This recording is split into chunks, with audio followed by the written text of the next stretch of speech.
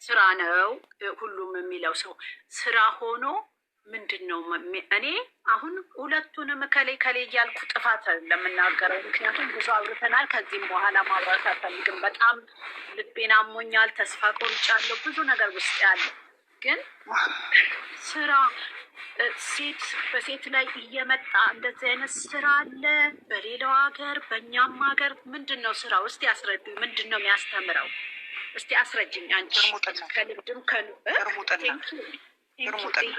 ይሄ ስራ ብልግና፣ ዝሙት ስራ ነው ብሎ ሌላ ሰው ይላል።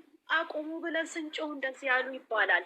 እሱን ተው ስንል እንዲህ አሉ፣ እሱን ተው ስንል እንዲህ አሉ። ይኸው መጨረሻ ዛሬ እንደዚህ ይሆን አይደለ? ይሄን ነበረኛ የፈለግነው እንዴ? እኔ ላልናገር በእውነት እየወሰንኩኝ፣ ግን በቃ መቆጣጠር ራሴን እንዲያቃጠኝ እንትን በጣም ነው ልብ ይሄ ሁሉ የተለፋበት፣ ይሄ ሁሉ የተከፈለበት፣ እቺ ልጅ እንደዚህ የከፈለችበትን በዚህ በቀላል ነገር ጨርቅ ጥላ ትወጣለች። ያማል።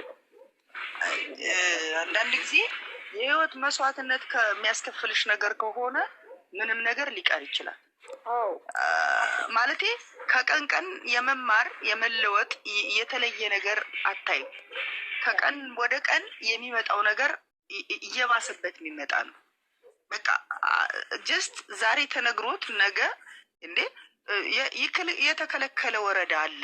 በቃ ለአንድ ሰው ለታመነለት የሚሆን ወረዳ አለ። ለጋራ ምሰጩ የምትጠቀምበት ወረዳ አለ። የእኛ ሀገር ሰላምታችን በአንገታችን መሳሳብ፣ በትከሻችን መነካካት፣ በእጃችን መጨባበጥ የጋራ ሰላምታችን ነው።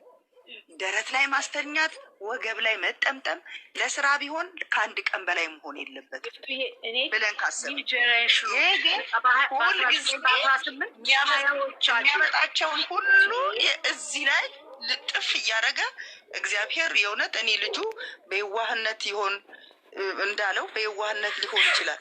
የዋህነት ግን ያንቺ የሆነውን ነገር የሚያሳጣሽ ከሆነ መንቃት ያስፈልጋል።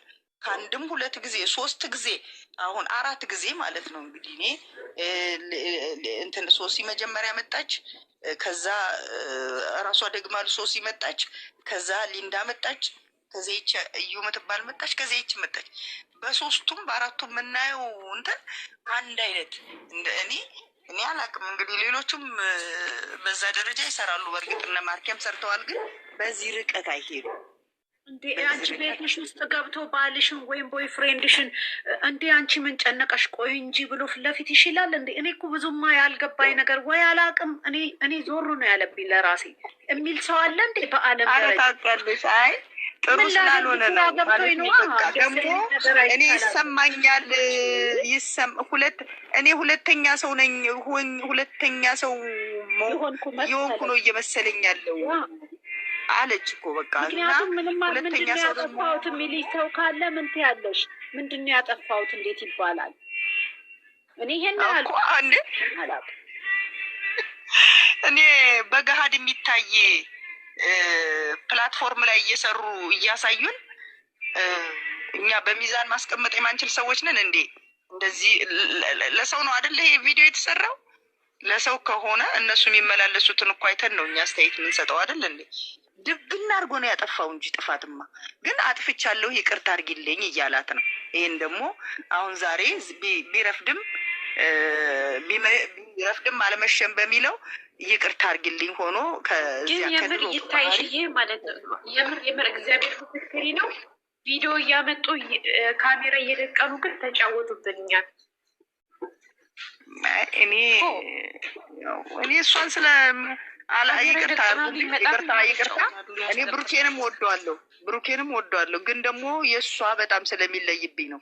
እኔ ወንድም ሴትም ልጅ አለኝ በእነሱ እድሜ ደረጃ ትልቅ ሰው ነኝ እና ግን እሷን በጣም ነው የምወዳት እና የሆነ ነገሯ ማለት የመውደድ ብቻ ሳይሆን እስቲ የህይወት